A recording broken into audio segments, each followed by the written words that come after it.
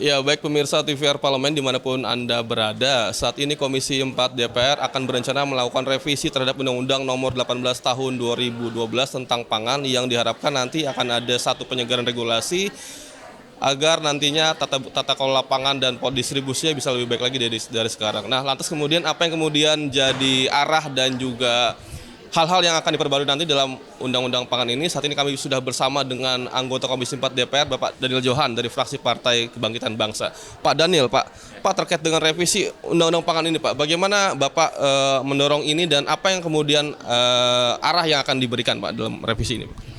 Ya, pertama kita baru melakukan RDPU ya dengan seluruh pelaku dan masukannya sangat baik ya, terutama dari Serikat Tani Indonesia, Serikat Tani Nasional.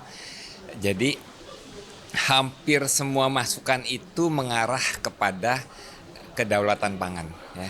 Sehingga tantangan pertama adalah bagaimana hal-hal yang sebelumnya sudah kuat tetapi sempat menjadi dianulir oleh UCK itu akan kita koreksi ya.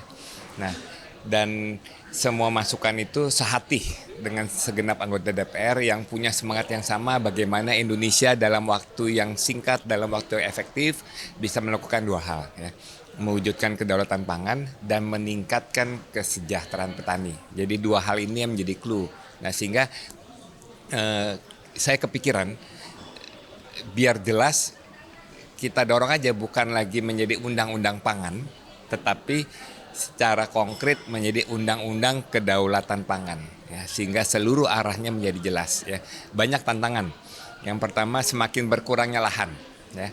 Semakin tidak sejahteranya petani dengan ditunjukkannya petani gurem, tingkat persentase petani gurem semakin besar. Ya.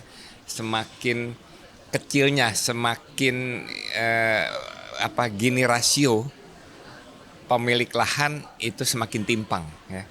Petani semakin kurang besarnya kepemilikan lahan, sementara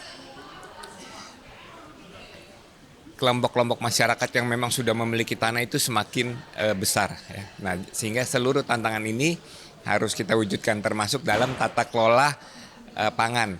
Ada ide, misalkan kita bedakan melakukan penguatan di hulu dan penguatan di hilir, ya. Sehingga mungkin ada yang secara khusus kementerian yang mengurusi hulu, mungkin Kementerian Tani, ada yang mengurusi hilir, Kementerian Pangan. Tetapi semua ini lagi kita bahas secara mendalam, kita melakukan kajian mendalam, tapi ujung-ujungnya adalah kita ingin Indonesia segera berdaulat di bidang pangan, Indonesia segera petaninya sejahtera, Indonesia bisa segera mandiri dan semakin mengurangi ketergantungan impor.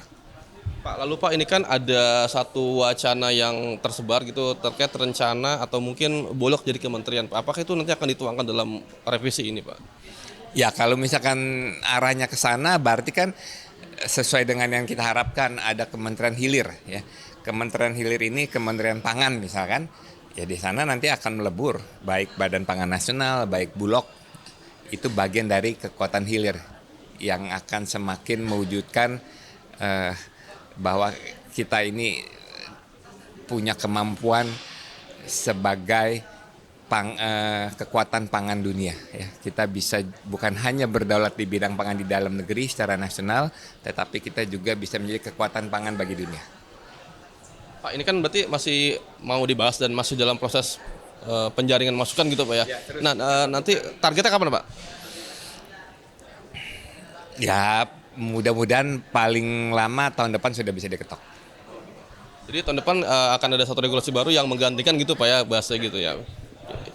Baik pemirsa TVR Parlemen, demikian wawancara kami dengan Bapak Daniel Johan yang tadi disampaikan harapannya bahwa dengan revisi Undang-Undang Pangan ini akan menjadi satu role model baru dalam rangka memperkuat tata kelola pangan dan memperkuat misi dan visi Indonesia menjadi negara yang berdaulat secara pangan dan mampu memberikan kesejahteraan bagi petani, dan diharapkan nanti tata kelola pangan dan juga harga bahan pangan bisa semakin stabil dan diharapkan semua masyarakat bisa mendapatkan manfaatnya, pemirsa. Nah, pemirsa demikian laporan dari kami, kembali ke studio.